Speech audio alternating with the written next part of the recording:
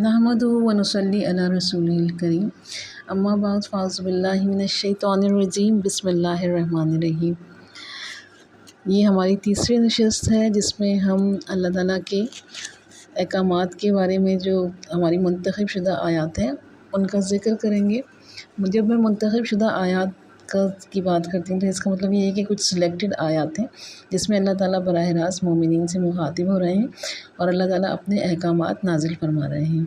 इन आयात में सबसे पहले जो हमारी तीसरी नशस्त है इसमें आयत नंबर सूरह बकरा की आयत नंबर 153 से लेकर हम 166 की जो आयत हैं उनका मुताला करेंगे। आइए शुरुआत करते हैं। सबसे पहले हम इसका तर्जुमा पढ़ लेते हैं इन आयत का। तो इनका तर्जुमा है कि ए लोगो जो ईमान लाए हो, सब्र और नमाज से मदद लो, अल्लाह सब्र करने वालों के साथ है।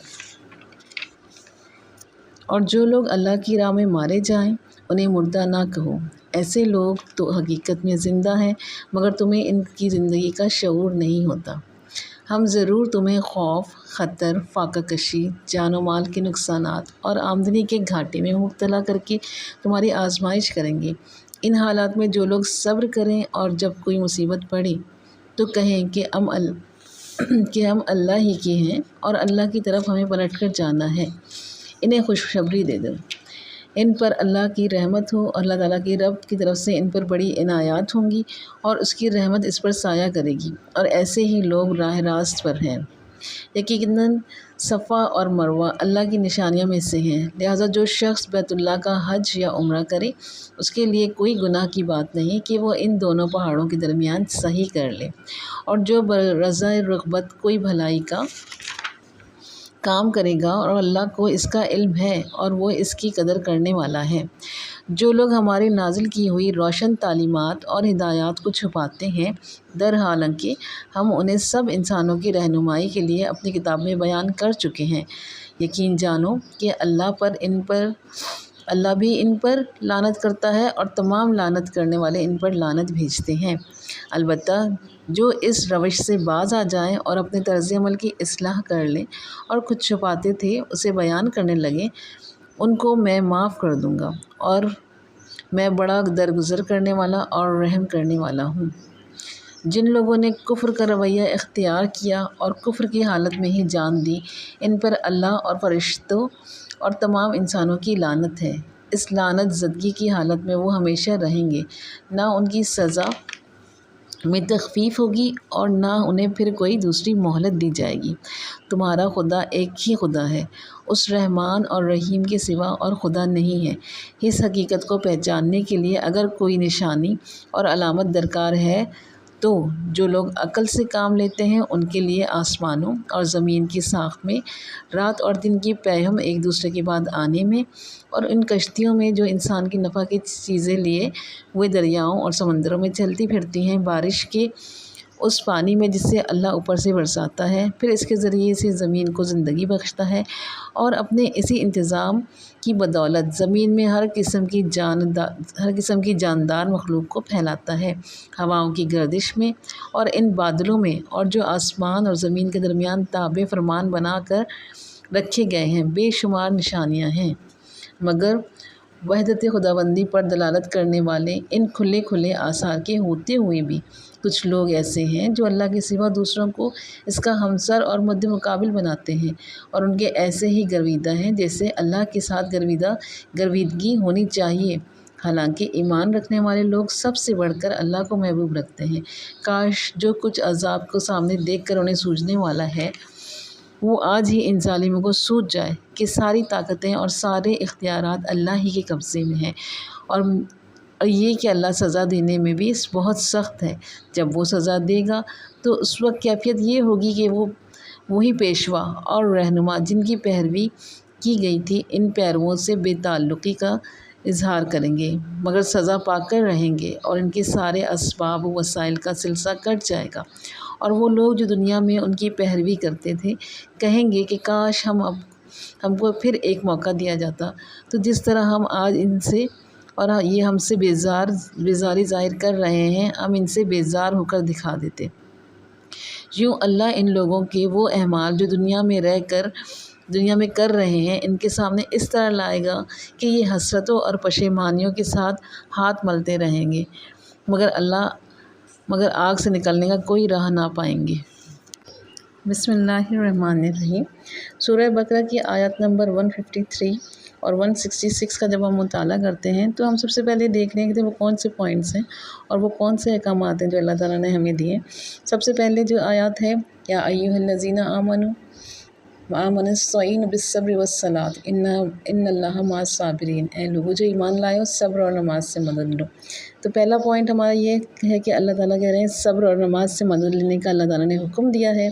اس کا دوسرا پوائنٹ ہے کہ شہادت کا بیان ہے، شہید کی زندگی بعد الموت، اور شہید زندہ ہیں، اللہ تعالیٰ اس چیز کا ذکر کر رہے ہیں۔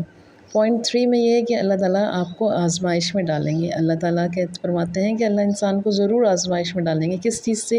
خوف سے، خطرے سے، فاقہ کشی سے، اولاد سے، جان و مال کے نقصانات سے۔ اسی میں ان آیات میں ہے کہ پوائنٹ نمبر 4 پر اگر آپ دیکھتے ہیں تو صبر کرنے والوں کے لیے اللہ تعالیٰ نے خوشخبری دی ہے، اور خوشخبری کا بیان دیا گیا ہے کہ اللہ تعالیٰ نے ان کے لیے اجر عظیم کا وعدہ کر رکھا ہے۔ اس کے بعد انہی آیات میں حج اور عمرے کے احکامات ہیں اور ان کی تفصیلات ہیں، اور صفا و مروہ پہاڑوں کا ذکر ہے، جس میں اس کا ڈسکس ہم بعد میں کریں گے کہ صفا اور مروہ کا کس بارے میں ذکر آیا تھا۔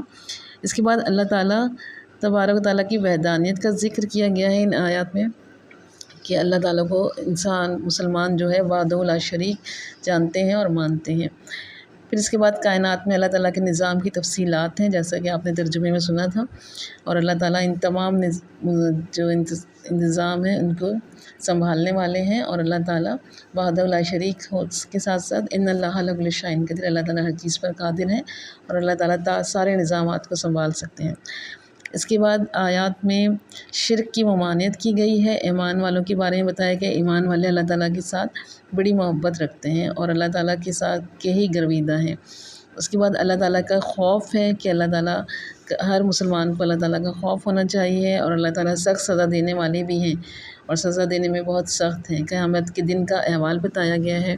پوائنٹ نمبر 9 میں یہ ہے کہ حلال اور پاک چیزوں کا حکم دیا ہے اور ان کو اپنانے کا حکم دیا گیا ہے، حرام سے بچنے کا حکم ہے۔ اسی طریقے سے شیطان کے حربوں سے بچنے کا بھی حکم دیا گیا ہے کہ شیطان جو ہے انسان کا کھلا دشمن ہے۔ بسم اللہ الرحمن الرحیم۔ اب ہم اپنے دوسرے پوائنٹ کو ڈسکس کرتے ہیں، جس میں اللہ تعالیٰ شہادت کا ذکر کر رہے ہیں۔ شہادت کے بارے میں یہ ہے کہ موت کا لفظ اور اس کا تصور انسان کے ذہن پر ایک ہمت شکن اثر ڈالتا ہے، اس لیے اس بات سے منع کیا گیا ہے کہ شہداء فی سبیل اللہ کو مردہ نہ کہا جائے، کیونکہ اس سے جماعت کے لوگوں میں جذبہ جہاد و قتال اور روح جامع یا فروشی کے جو سرد پڑ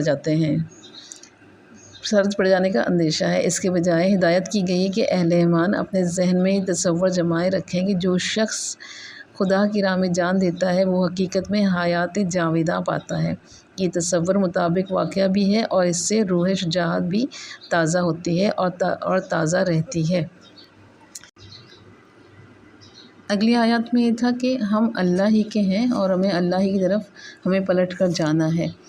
تو اس میں یہ کہ یہ صرف کہنے کی بات نہیں ہے، کہنے سے مراد صرف زبان سے یہ الفاظ کہنا نہیں ہے، بلکہ دل سے اس بات کا قائل ہونا ہے کہ ہم اللہ ہی کے ہیں، اور اس لیے اللہ کی راہ میں ہماری جو چیز بھی قربان ہوئی وہ گویا ٹھیک ہے اپنے مصرف میں صرف ہوئی ہے، جس کی چیز تھی اس کے کام آ گئی، اور یہ ہے کہ اللہ کی طرف ہمیں پلٹنا ہے۔ اب صفا اور مروہ کا ذکر کر لیتے ہیں۔ صفا اور مروہ کے بارے میں کچھ چیزیں تھیں۔ صفا اور مروہ مسجد حرام کے قریب 2 پہاڑیاں ہیں جن کے درمیان دوڑنا منجملہ مناسک کے تھا، جو اللہ تعالیٰ نے حج کے لیے حضرت ابراہیم کو سکھائے گئے تھے۔ بعد میں جب مکے اور اس کے آس پاس کے علاقوں میں مشرکانہ جاہلیت پھیل گئی تو صفا پر احصاف اور مروہ پر نائلہ کے استحان بنا لیے گئے، ان کے گرد طواف ہونے لگے۔ پھر جب نبی کریم صلی اللہ علیہ وسلم نے اسلام کی روشنی میں اہل عرب تک پہنچائی تو مسلمانوں کے دلوں میں یہ سوال کھٹکنے لگے کہ آیا صفا اور مروہ کی صحیح حج کے لیے اصلی مناسک میں سے ہے یا محض زمانہ شرک کی ایجاد ہے، اور یہ کہ اس صحیح سے کہیں ہم ایک مشرکانہ فعل کی مرتکب تو نہیں ہوں گے۔ نیز حضرت عائشہ رضی اللہ تعالیٰ عنہا کی روایت معلوم ہوتا ہے کہ اہل مدینہ کے دلوں میں پہلے ہی سے صحیح بن صفا والمروہ کے بارے میں کراہت موجود تھی، کیونکہ وہ منات کے متقدد تھے اور اصحاب نائلہ کو نہیں مانتے تھے۔ انہی وجہ سے ضروری ہوا کہ مسجد الحرام کو قبلہ مقرر کرنے کے موقع پر ان غلط فہمیوں کو دور کر دیا جائے جو صفا اور مروہ کے بارے میں پائی جاتی تھی، اور ان لوگوں کو بتا دیا جائے کہ ان دونوں مقامات کے درمیان صحیح کرنا حج کے اصلی مناسک میں سے ہے، اور یہ کہ ان مقامات کا تقدس خدا کی جانب سے ہے اور نہ کہ اہل جاہلیت کی من گھڑت باتیں ہوں۔ اگلی آیات میں ان لوگوں کا ذکر ہے جو قرآن پاک کی روشن تعلیمات اور ہدایات کو چھپاتے تھے، ان کا ذکر ہے۔ اس کے بارے میں یہ ہے کہ کفر کے اصلی معنی چھپانے کے ہیں، اس سے انکار کا مفہوم پیدا ہوا اور یہ لفظ ایمان کے مقابلے میں بولا جانے لگا۔ ایمان کے معنی ہے ماننا، قبول کرنا، تسلیم کرنا، اور اس کے برعکس کفر کے معنی میں نہ ماننا، رد کرنا، انکار کرنا، اور کفر کی روح سے کفر کے رویے کی مختلف صورتیں ہیں۔ جو پہلی صورت ہے اس میں یہ ہے کہ ایک یہ ہے کہ انسان سرے سے ہی خدا کو نہ مانے یا اس کے اقتدار اعلیٰ کو تسلیم نہ کرے اور اس کو اپنا اور ساری کائنات کا مالک اور معبود ماننے سے انکار کر دے، یا اسے واحد مالک اور معبود نہ مانے۔ دوسری صورت کیا ہو سکتی ہے؟ دوسری یہ کہ اللہ کو تو مانے مگر اس کے احکام اور اس کے ہدایات کو واحد منبع علم اور قانون تسلیم کرنے سے انکار کر دے۔ تیسری صورت یہ ہے کہ اصولاً اس بات کو بھی تسلیم کر لے کہ اللہ ہی ہے اور اللہ کی ہدایت پر چلنا ہے، مگر اللہ اپنی ہدایات اور اپنے احکامات پہنچانے کے لیے جن پیغمبروں کو واسطہ بناتا ہے انہیں تسلیم نہ کرے۔ چوتھی صورت کیا ہو سکتی ہے؟ چوتھی یہ کہ پیغمبروں کے درمیان تفریق کرے اور اپنی پسند یا اپنے تعصبات کی بنا پر ان میں سے کسی کو مانے اور کسی کو نہ مانے۔ پانچویں یہ کہ پیغمبروں نے خدا کی طرف سے عقائد، اخلاق اور قوانین حیات کے متعلق جو تعلیمات بیان کی ہیں ان کو یا ان میں سے کسی چیز کو قبول کرے اور کچھ چیزوں کو قبول نہ کرے۔ چھٹے میں کیا ہے؟ چھٹا یہ کہ نظریے کے طور پر تو ان سب چیزوں کو مان لے مگر عملاً احکام الہی کو دانستہ نافرمانی کرے اور اس نافرمانی پر اصرار کرتا رہے اور دنیاوی زندگی میں اپنے رویے کی بنا اطاعت پر نہیں بلکہ نافرمانی پر ہی رکھے۔ یہ سب مختلف طرز فکر کے عمل اللہ تعالیٰ کے مقابلے میں باغیانہ ہیں، اور ان میں سے ہر ایک کے رویے کو قرآن کفر سے تعبیر کرتا ہے، اور اس کے علاوہ بعض مقامات پر قرآن میں کفر کا لفظ کفران نعمت کے معنی میں بھی استعمال ہوا ہے۔ کفر یا کفران نعمت یہ ہے کہ آدمی یا تو اپنے محسن کا احسان ہی نہ مانے اور اس سے اپنی قابلیت یا کسی غیر عنایت یا سفارش کا نتیجہ سمجھے، یا اس کی دی ہوئی نعمت کی ناقدری کرے اور اسے ضائع کر دے، یا اس کی نعمت کو اس کی رضا کے خلاف استعمال کرے اور اس کے احسانات کے باوجود اس کے ساتھ غدر اور بے وفائی کرے۔ اس نوع کے کفر کو ہماری زبان میں بالعموم احسان فراموشی، نمک حرامی، غداری یا ناشکر پن کے الفاظ سے تعبیر کیا جاتا ہے۔ اگلی آیات میں اللہ تعالیٰ ان لوگوں کا ذکر کر رہے ہیں جو عقل سے کام لیتے ہیں، اور اللہ تعالیٰ ان کے بارے میں جو اللہ تعالیٰ نے زمین اور آسمان اور درمیان جو کچھ بھی ہے ان میں جن چیزوں کا ذکر کیا ہے ہم اسے دیکھ لیتے ہیں۔ یعنی اللہ تعالیٰ اگر انسان کے اس کائنات کے اس کارخانے کو جو شب و روز اس کی آنکھوں کے سامنے چل رہا ہے محض جانوروں کی طرح نہ دیکھے بلکہ عقل سے کام لے کر اس نظام پر غور کرے، ضد یا تعصب سے آزاد ہو کر سوچے، تو یہ آثار جو اس کے مشاہدے میں آ رہے ہیں اس نتیجے پر پہنچانے کے لیے بالکل کافی ہے کہ یہ عظیم الشان نظام ایک ہی قادر مطلق حکیم کے زیر فرمان ہے۔ تمام اقتدار بالکل اسی ایک ہستی کے ہاتھ میں ہے، کسی دوسرے کی خود مختارانہ مداخلت یا مشارکت کے لیے اس نظام میں ذرہ برابر بھی کوئی گنجائش نہیں ہے۔ لہٰذا فی الحقیقت وہی ایک خدا جو تمام موجودات عالم کا خدا ہے، اس کے سوا کوئی دوسری ہستی کسی قسم کی اختیارات نہیں رکھتی اور نہ ہی خدائی اور الوہیت میں اس کا کوئی حصہ ہے۔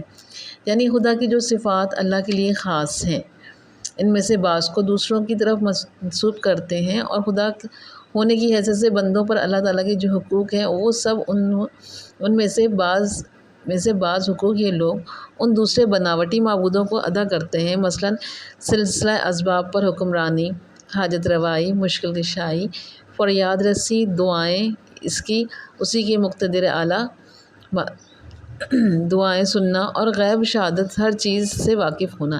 یہ سب اللہ کی مخصوص صفات ہیں اور یہ صرف اللہ ہی کا حق ہے کہ بندے اسی کو مقتدر اعلیٰ مانیں، اسی کے آگے اعتراف بندگی کریں، اسی کے آگے سر جھکائیں، اسی کی طرف اپنی حاجتوں میں رجوع کریں، اور اسی کو مالک ملک ہونے کی حیثیت سے یہ منصب بھی اللہ ہی کا ہے کہ اپنی رعیت کے لیے حلال اور حرام کی حدود مقرر کرے۔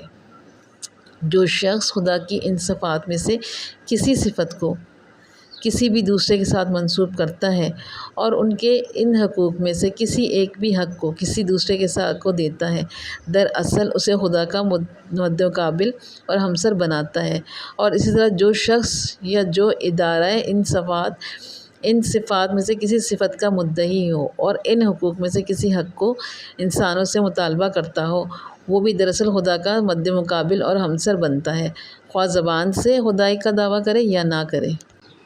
یہاں پر خاص طور پر گمراہ کرنے والے پیشواؤں اور لیڈروں اور ان کے نادان پیروکاروں کے انجام کا اس لیے ذکر کیا گیا ہے کہ جس غلطی میں مبتلا ہو کر پچھلی امتیں بھٹک گئیں، اس سے مسلمان ہوشیار رہیں اور رہبروں میں امتیاز کرنا سیکھیں اور غلط رہبری کرنے والوں کے پیچھے چلنے سے گریز کریں اور اپنے آپ کو بچائیں۔ اللہ تعالیٰ ہمیں قرآن کو سیکھنے، سمجھنے اور اس پر عمل کرنے کی توفیق عطا فرمائے۔ آمین ثم آمین۔ وآخر دعوانا ان الحمد للہ رب العالمین۔